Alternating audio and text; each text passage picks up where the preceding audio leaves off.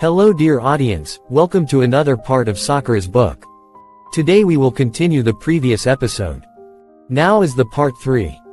Once again I must tell you that, this book is only for teenagers and adults, so, please dears, be careful in this regard.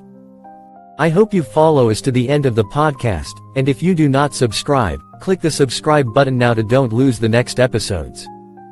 Thank you for being with us, let's go and hear the rest of the story. Here is the story. With those words, Sakura stepped onto the road. With every stride, a mix of excitement and responsibility swelled in her heart.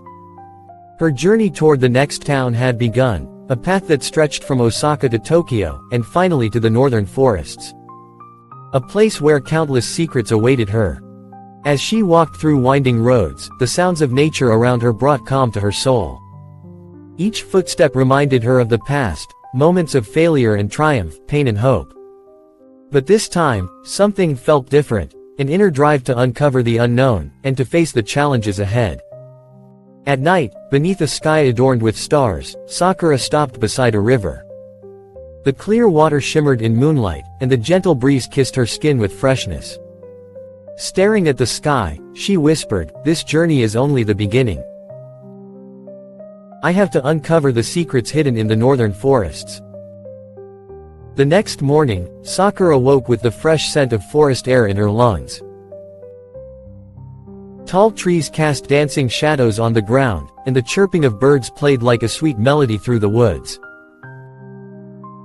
She resolved to continue her path north toward the deep forests, where legends and hidden truths waited for her. Along twisting paths, she encountered a strange sign, an old marking carved into a large stone, filled with symbols that looked almost magical. It seemed to be a guide, but its meaning remained unknown to Sakura. As she touched the stone, a faint shiver ran through her hands. Then suddenly, a strange sound rose from deep within the forest, something moving, but it didn't sound human. Along her way to Tokyo, Sakura gained new experiences, encounters with people and places that added layers to her story. Each stop, each vehicle, brought her closer to herself, horse-drawn wagons, brief conversations with fellow travelers, and breathtaking landscapes that etched themselves into her memory. During one of her stops, Sakura reached a strange village. It seemed deserted, yet traces of life still lingered, lamps that remained lit, and meals that looked freshly cooked. Curious, Sakura decided to explore and headed toward an old, grand house standing at the village's center. Inside, the walls were filled with paintings and mysterious symbols. In one corner of the room sat a heavy, ancient book upon a table. When Sakura opened it, her eyes landed on a map, showing the path leading toward the capital. But stranger than the map were the words written beside it, "To uncover the capital's true secrets, you must carry something connected to the past." Sakura took the map and chose to continue her journey, now fueled by a deeper sense of adventure. A few days later, she arrived at the capital, a city pulsing with light and motion, brimming with secrets waiting to be discovered. The capital never slept. Its dazzling streets were filled with color and light, shops offering goods from distant lands both near and far. The sounds of wagon wheels and hurried footsteps echoed through the noise of the marketplace. Wealthy merchants, dressed in elaborate robes, gathered in grand squares to negotiate prices, while street performers entertained passers-by in shadowed corners.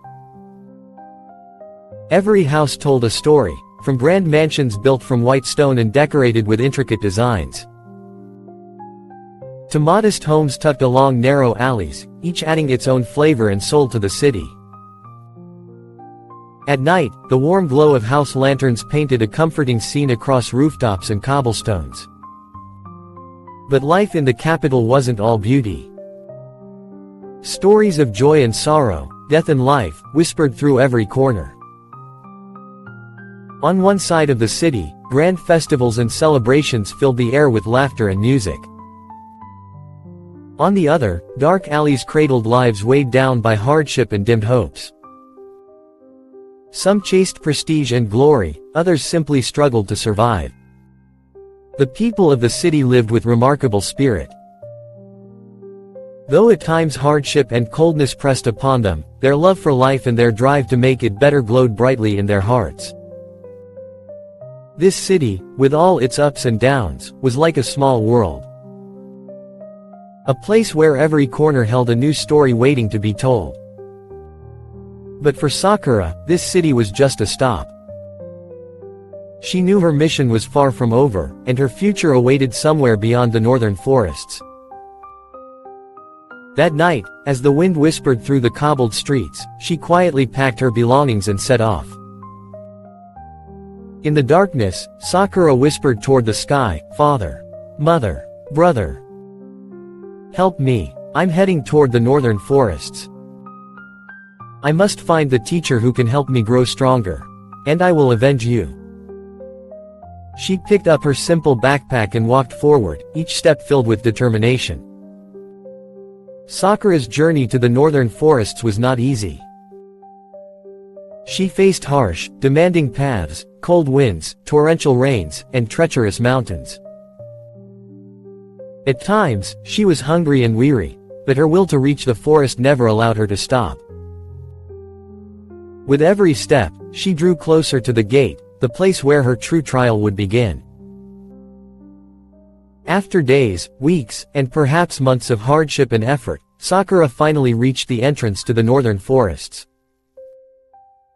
Before her stood a massive Japanese gate, with crimson pillars that radiated grandeur and solemnity. Papered talismans bearing intricate and cryptic symbols hung around the gateway, and sacred ropes adorned with white and gold ribbons formed an invisible barrier to entry. On one of the pillars, an ancient inscription read, "Only those with pure hearts and unshakable resolve may pass this threshold."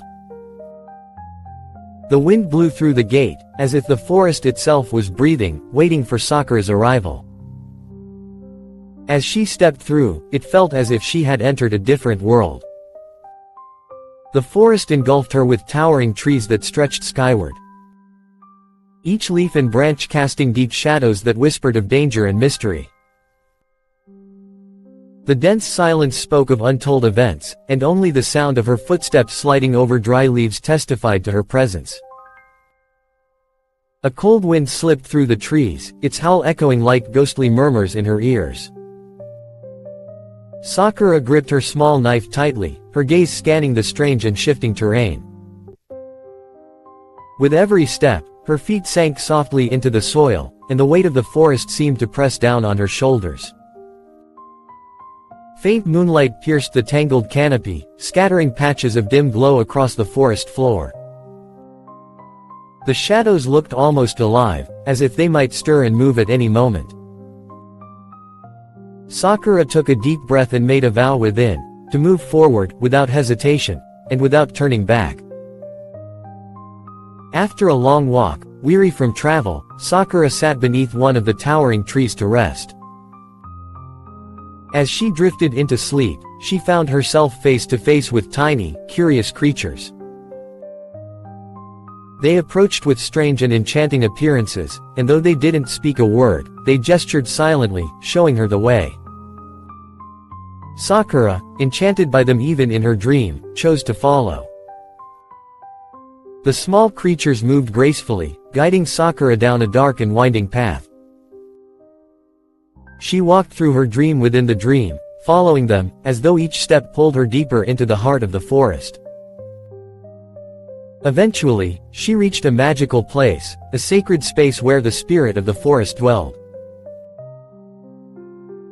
Green and golden lights shimmered softly, but in that very moment, cold winds began to stir and the gentle glow of fireflies flickered out. It was the arrival of darkness. The small creatures and other beings gathered for the ceremony scattered in fear.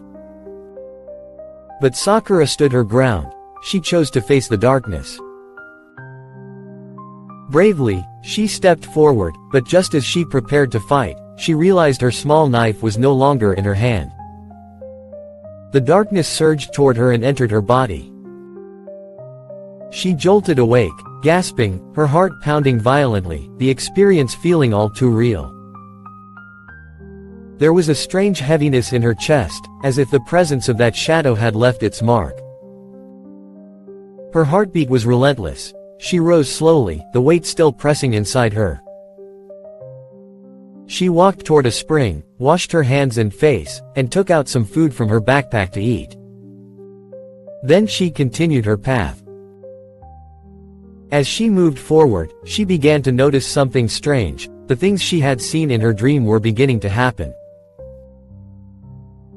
She stepped along the very trail the small creatures had revealed, and eventually arrived at a place she recognized from her vision, the site of the dream's silent battle. It was here that she remembered, this was exactly where her dream had ended. At that moment, a majestic stag appeared, its antlers covered with flowers and shimmering leaves. But suddenly, a force of darkness overwhelmed Sakura. She lost control, and transformed into a creature of fury. Her eyes turned crimson, dark veins emerged across her skin, and a black smoky aura surrounded her. She lunged at the stag with her dagger. But the creature dodged nimbly, and the blade struck a tree, splitting it down the middle as if lightning had hit. The stag fled swiftly, and Sakura, possessed by the darkness, chased after it. In their frantic pursuit, the stag kicked her straight into a flowing stream. In the water, it washed the darkness away. Sakura returned to herself. Just then, a man who had noticed the fallen trees and the clash from afar, believing it to be some kind of military attack, arrived at the scene. He found Sakura collapsed in the stream, and rushed to pull her from the water, eyes filled with worry. Sakura lay weak and exhausted beside the stream, barely breathing. The gentle current ran over her skin, as though it were cleansing the wounds and shadows from her soul. The man approached cautiously, his gaze filled with silent questions. 1,000 thoughts ran through his mind. Who is this girl? Why is she alone in a forest like this? What is her goal? Who brought her here? Where is her family? Despite everything, he couldn't leave her there. With strong but gentle hands, he lifted Sakura. He paused for a moment, looking down at her unconscious face. Then carried her on his back, heading toward his home. The sound of his footsteps crunching over dry leaves, and the soft murmur of the stream, broke the hush of the forest's mysterious morning. Sakura dreamed she was running through the forest, chasing after her family. Soldiers with cold, emotionless faces had taken her parents, lined them up on one side. Sakura screamed with all her strength and charged toward them, but every time she tried to get close, she merely flailed and stumbled, unable to reach them. Her parents' desperate cries echoed in her ears, but the soldiers paid no attention. Suddenly, a thunderous sound rang out, and everything fell into a heavy silence. Sakura jolted awake in terror, gasping for breath. Her eyes darted around, wide with fear. She found herself in an unfamiliar house, the aftershock of the nightmare still alive in her mind. She rose from the bed, looked around in confusion, and noticed everything was calm, quiet, in order. Still dazed and uneasy, she slipped on her shoes and opened the door to step outside. The air was cool, and a gentle breeze drifted across the landscape. The sunset had painted the sky in golden and amber hues. As Sakura stepped out of the house, her eyes caught sight of an older man vigorously chopping wood. He paused his work for a moment, looked at Sakura with warmth in his eyes, and said, "You're awake. I've been waiting a while to see when you'd rise." Still a bit disoriented, Sakura approached and asked, "Who are you? Where am I?" The old man replied in a voice rough yet gentle, "I am Haru Kato. And this is my home." Sakura approached the old man with quiet steps. His heavy yet gentle gaze remained fixed on her. The hand that had, just moments ago, been breaking firewood was now resting on a large log. The old man continued and asked, "A young girl like you, what are you doing here? Why did you come, and weren't you afraid to enter the forest? Tell me, girl, what is your purpose?" Sakura stared into his eyes for a moment, then silently sat beside him on the ground. She pulled her knees to her chest and kept her gaze fixed on the forest soil. A bitter silence filled the air. Painful memories spun through her mind like a dagger, her family's faces, their final moments, the destructive roar of fire and screams. Her heart tightened. With a trembling voice, she said, "I've come here to find someone. He used to be a general, and now he's hiding in this forest." Sakura's eyes shone with determination as she continued, "I want to find him, for vengeance, and for learning. I want to become his student and have him teach me the arts of combat and swordsmanship." The old man looked up at the sky, his eyes filled with a sorrow that perhaps no one but he could understand. From deep within, his voice emerged, "Ah, fate. Are you testing me again? Is this destiny, or fate?" He paused for a moment, took a deep breath, and placed his hand on his forehead, murmuring softly, "Again." He lowered his gaze to the ground, as if carrying the weight of the world on his shoulders. Then he lifted his head, his eyes now reflecting renewed resolve, and said, "Well, girl, you've endured all this hardship just to come here and see me. Why?" Sakura began to speak with a trembling voice, "I've lost my entire family. I have no one. And I don't believe anyone could truly understand me." Her eyes welled with tears as she stared at the ground, wrestling with the weight of her past. "I could have turned back, gone to Nina and lived with her, but I could never forgive myself." Her voice broke. Tears streamed down her face as she barely whispered, "Father, mother, brother." The old man gazed at her, the gravity of her words reflected in his eyes. Gently, he placed a hand on Sakura's shoulder and said, "Child, your pain runs deep, but perhaps that very pain will carve your path." A newfound seriousness appeared on his face as he extended a hand toward her. "Well then, get up, girl." Sakura hesitated, looking at his hand, then took it and rose to her feet. He stared at her silently for a moment, and then said, "There's a fire inside you, one rarely found in this world. But if you truly wish to walk this road, you must be ready for every pain and hardship. The path ahead is far from easy." With tear-streaked cheeks, Sakura nodded and replied, "I'll endure whatever it takes.